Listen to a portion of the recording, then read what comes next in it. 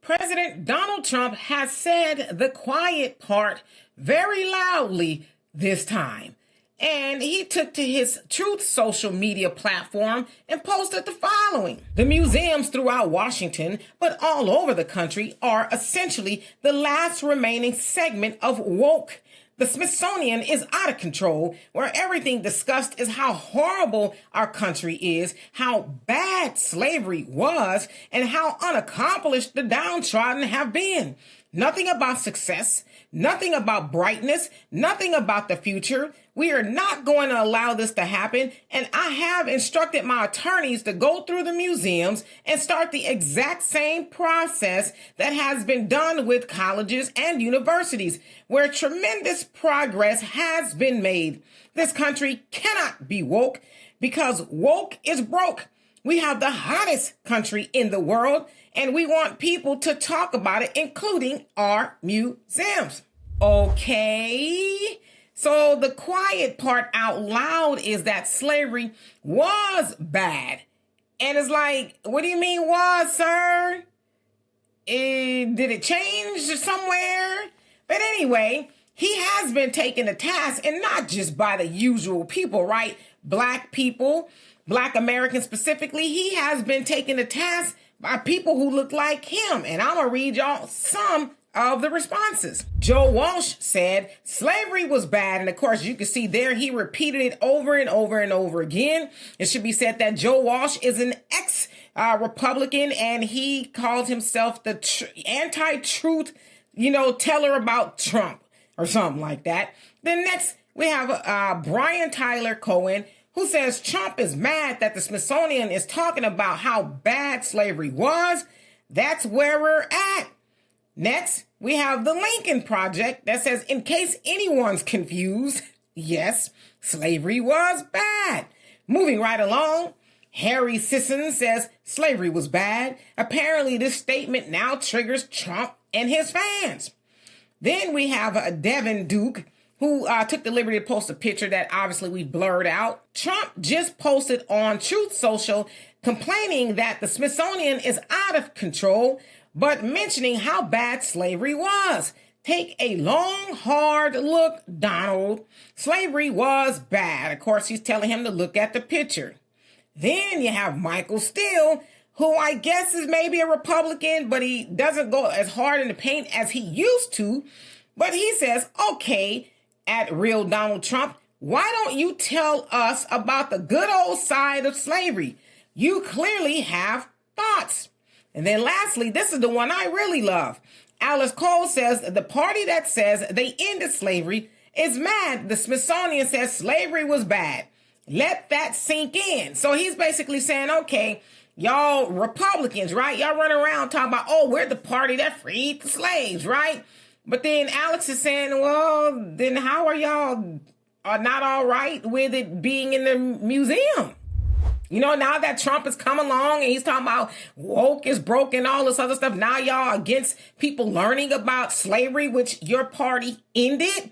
Well, I want to take the liberty to break slavery down just a little bit in case anyone is confused just how bad it was. Number one, slavery was dehumanizing. It stripped slaves of basic humanity, and they were considered property. So slaves weren't considered to be human at all. Chattel slavery, right? They were seen as things, as property, right? They weren't any more valuable as a person, that is, than a box, right? It was just something we're trading, something we were making money off of. So again, slaves were not thought of as humans. In fact, Massa probably loved their dogs more. Something tells me that was the case. Number two, it was physical and psychological abuse. Physical, obviously, right? We know all about that. The things that they did to slave women and men. Because, yeah, Massa was on that, that stuff, right? And snatching their children away and their spouses and a whole host of other things. And not to mention the beatings, right? The whippings for not picking enough cotton. You got whooped, because Massa was about that life. And then, of course, psychological, right? Imagine having a child that you were probably forced to have and every day wondering if massa was going to come snatch it from you because he or she wants to sell it up the street to somebody who needs a slave, right? And you never see your child again or your spouse. Now, they weren't legally allowed to be married, but they considered each other husbands and wives. One day, a slave man might have woken up and saw that his wife was gone. And then oftentimes probably didn't even get an explanation. He wasn't able to go up to Miss Massa Johnson and say, hey, have you seen my wife? And Massa say, well, we had to sell her, right? And oftentimes that man probably was scared to ask and just never saw his wife again. So that is emotional violence that was exacted upon them. Just in case anybody's wondering how bad slavery was, right? Moving on to number 3. Of course, there was economic exploitation, where the labor was stolen from our ancestors, right? And it was forced labor. They didn't say, hey, I'm volunteering to work. Show me, the part of the plantation you want me to go pick 300 pounds of cotton on every day. They didn't sign up for that, nor were they paid. All that work and labor stolen again, never was returned back to them, which is why us who are the descendants are asking for reparations. Oh, yes, we are. That was promised to us. And I say us, I mean our ancestors. But again, it was never given. But Massa got reparations because he or she lost their slaves. So yes, even in 2025, we are asking for the money. Okay.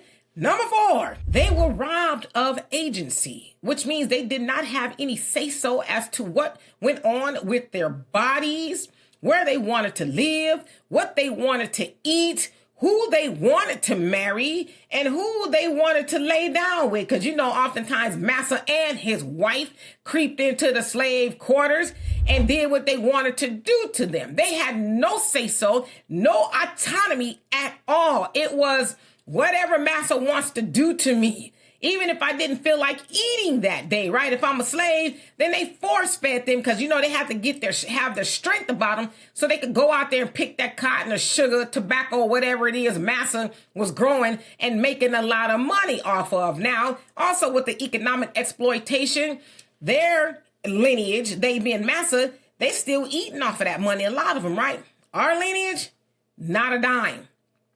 Robbed of generational wealth through the stolen labor. It is said that it will take 232 years and probably more now for us to catch up to the wealth of white Americans.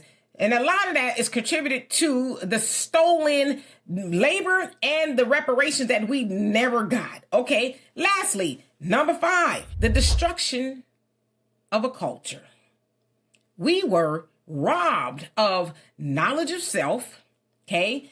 Not knowing who we are and where we came from, whether it was our beliefs, religion, tradition, languages, even our names, right, was stripped of us. We were taught the things that Massa wanted us to know, which wasn't much, right? Which was get out there, pick that cotton and come on back, right? That was pretty much all they wanted us to know.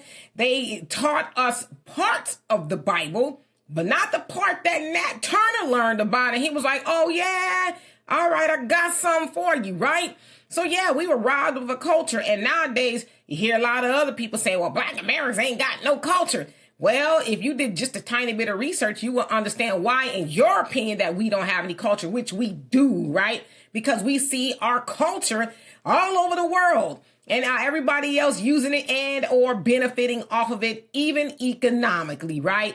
So in case anybody was confused as to if slavery was bad or not, hopefully those 5 things that I covered, and honestly, there's a lot more. I could have been here all day, right?